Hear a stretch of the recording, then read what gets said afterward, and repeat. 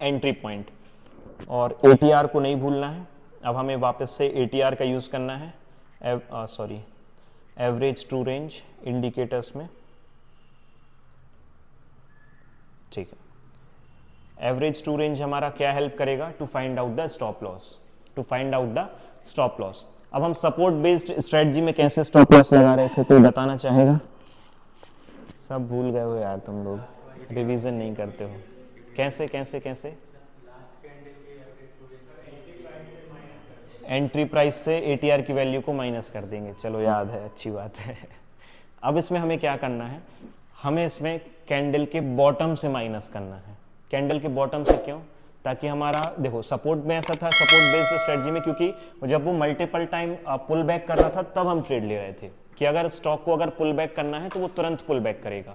But इसमें क्या हो रहा है कि पीछे कहीं पुल बैक दिखाई दे रहा है आपको, मतलब बहुत ज़्यादा ये टाइम स्पेंड करके फिर स्ट्रेटजी पे EMA पे आ रहा है। तो हमें यहाँ पे क्या है, अब अगर सपोर्ट बेस स्ट्रेटजी में मैं एंट्री प्राइस माइनस ATR कर रहा था स्टॉप लॉस को निकालने के लिए, क्योंकि वहां पे जब स्टॉक ऑलरेडी किसी ट्रेंड लाइन पे first time, second time, third time support ले रहा था तब मैं ट्रेड कर रहा था। लेकिन यहाँ पे ऐसा प्राइस एक्शन नहीं है, हम यहाँ पे प्राइस एक्शन के बेस पे ट्रेड तो कर ही नहीं रहे हैं, हम डायरेक्टली ब्लाइंडली किसके बेस पे ट्रेड कर रहे हैं, EMA पे भरोसा करके कि EMA पे आएगा और वहां से हम पुल बैक एक्सपेक्ट करेंगे। तो इसलिए हमें इसमें क्या करना है, जो कैंडल का बॉटम रहेगा, कैंडल का बॉटम या फिर कैंडल का लो -1 ATR करेंगे तो हमारा यहाँ पे क्या निकल के आएगा, स्टॉप लॉस। क्योंकि हम टारगेट्स भी फिर ऐसा नहीं है कि 1:2, फिर हम अच्छे से देखेंगे कि इसका जो अगला या फिर रेजिस्टेंस जोन है या फिर इसके जो प्रीवियस रेजिस्टेंस जोन्स हैं वो कहाँ पे हैं, तो उसके बेस पे हम क्या करेंगे, अपना स्टॉप लॉस निकालेंगे। जैसे यहाँ पे कैंडल का बॉटम क्या है, ये मैंने रिप्ले ऑन किया है BSE का, ठीक है, लाइव में अभी कुछ और इसका चल रहा होगा ये। चलो जैसे कैंडल का बॉटम है 2182, ठीक है, 2182 क्या है, कैंडल का बॉटम प्राइस, मतलब सबसे लोएस्ट प्राइस, और माइनस करेंगे हम ATR से। ATR की वैल्यू है लगभग 83 रुपीज, तो 83 लगभग 2100 के आसपास का हमारा स्टॉप लॉस हो गया, राइट। 2122 -22 कर दिया हमने। लॉन्ग पोजीशन, एंट्री मेरी यही रहेगी, एंट्री मेरी सेम ऑन द, जब कैंडल का हाई ब्रेक होगा, और 2100 is going to be my stop loss, ये रहेगा मेरा स्टॉप लॉस, ठीक है, ATR का यूज करके।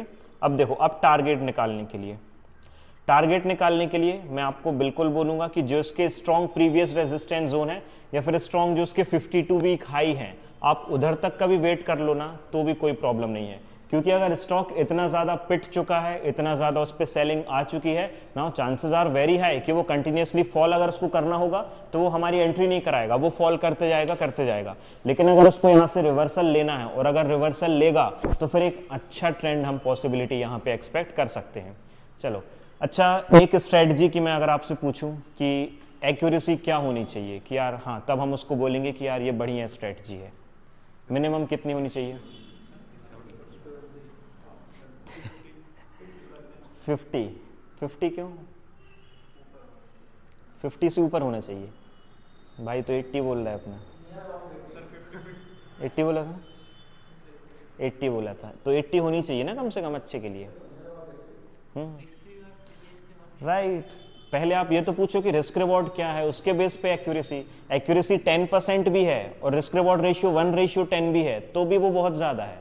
तो it all depends on the risk reward कि आपकी स्ट्रेटजी अगर 50% भी एक्यूरेसी है and you are keeping the risk reward ratio of 1:3, वो बहुत अच्छी बात है। लेकिन अगर मैं वही बोलूं कि आपकी स्ट्रेटजी की एक्यूरेसी 90% है लेकिन आप रिस्क रिवॉर्ड लेके चल रहे हो 1:1 और कई बार ये भी नहीं मिलता है, तो that is a flop strategy. कोई मतलब कि वो 90% एक्यूरेसी नहीं है। लेकिन अगर 50% भी है, 60% मिनिमम भी है और अगर आप 1:2 या फिर नॉर्मली 1:3 रिस्क रिवॉर्ड भी मैनेज करोगे, it is going to be the successful. हमें वीक या फिर पर्टिकुलर मंथ के एंड पे या 2-4-10 ट्रेड के एंड पे हमें प्रॉफिट मिलेगा ही मिलेगा, right. It all depends on the risk reward. अब आप खुद सोचो, यहाँ पे स्टॉप लॉस हमारा ये है, अब इसमें प्रीवियस रेजिस्टेंस जोन कौन कौन से हमारे पास? पहला हमारा रेजिस्टेंस जोन हो गया ये, दूसरा ये, और तीसरा डायरेक्टली ये हो गया, ठीक है।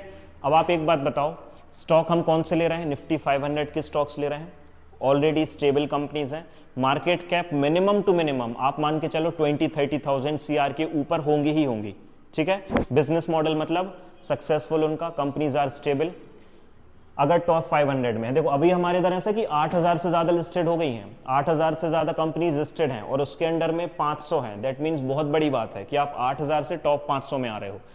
अब आपका जो स्टॉप लॉस है, आप प्रीवियस रेजिस्टेंस जोन के लिए भी बैठो, ठीक है, आप 10%, 15%, 1:2, 3 निकाल लो, ठीक है, आपको एग्जिट करना है आप कर दो।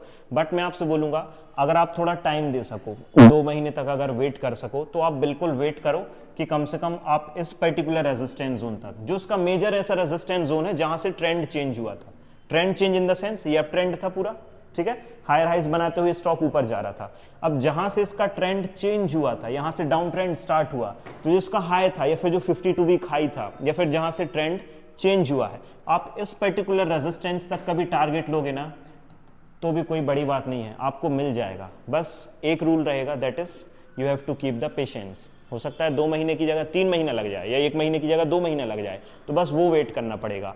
अब आप क्योंकि देखो नंबर ऑफ ट्रेड से ज्यादा आपके वो मैटर नहीं करेगा कि आपने कितने ट्रेड्स लिए हैं, आपने कितने सक्सेसफुल ट्रेड्स लिए हैं और उनका रिस्क रिवॉर्ड क्या है, वो ज्यादा मैटर करेगा।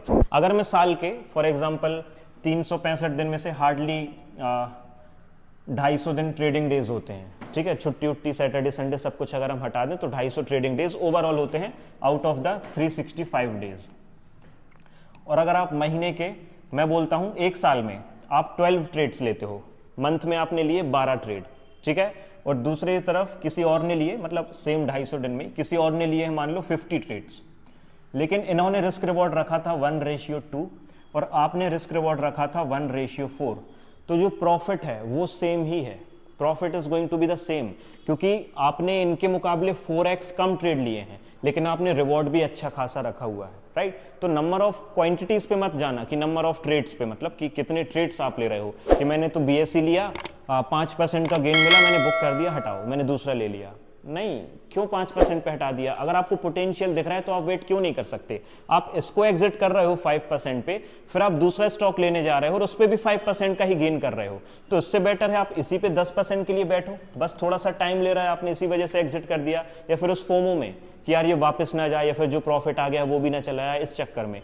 तो अगर आपको पोटेंशियल दिख रहा है, आप साल के 12 लो, मैं तो बोलता हूँ 3 भी लोगे तो क्या प्रॉब्लम है, आप ले लो 50-50% गेन्स उनमें, आपका कितना अच्छा ROI पहुंच जाएगा। तो नंबर ऑफ ट्रेड्स पे मत भागना, आप रिस्क रिवॉर्ड पे भागना कि आपका जो रिस्क रिवॉर्ड है वो अच्छा होना चाहिए, ठीक है। एक ट्रेड में आप ले लो 1:4 या इसकी जगह आप 1:1 वाले 4 ट्रेड ले लो, बात वही है, उल्टा आप चार्जेस एक्स्ट्रा पे करोगे, राइट। अब चार्जेस में भी आपका STT चार्जेस आ जाएगा, ETC चार्जेस आ जाएंगे, GST आ जाएगा, सेबी की फीस आ जाएगी, आपकी ये सारी तो बच जाएगी ना, क्योंकि आप एक ट्रेड की जगह 4 ट्रेड की जगह पे एक ट्रेड ले रहे हो, तो आपने प्रॉफिट उतना ही किया, चलो ROI उतना ही था, लेकिन आपने ये तो सेव कर लिया ना। और ये बहुत ज़्यादा लगता है, आप कभी PNL ओपन करके देखना, तो जो सिक्योरिटी ट्रांजैक्शन चार्जेस हैं 0.02% बहुत ज़्यादा लग जाते हैं। नॉर्मली 1 लाख रुपए अगर आपने डिप्लॉय किया था, 5 to 10,000 का प्रॉफिट बुक किया है, अब मान लो 1000 रुपीज़ तो आपका आराम से लगेगा। 1000 रुपीज़ मतलब 1% ओवरऑल बोला जाए कैपिटल का गवर्नमेंट के पास पहले ही जाएगा, और प्रॉफिट अर्न करने पे टैक्स वो अलग बात है, ये तो पहले ही चला गया, ठीक है। तो इन सब चीज़ों पे भी ध्यान देना, ये छोटी छोटी सी चीज़ें बहुत बड़ी प्रॉब्लम खड़ी करती हैं।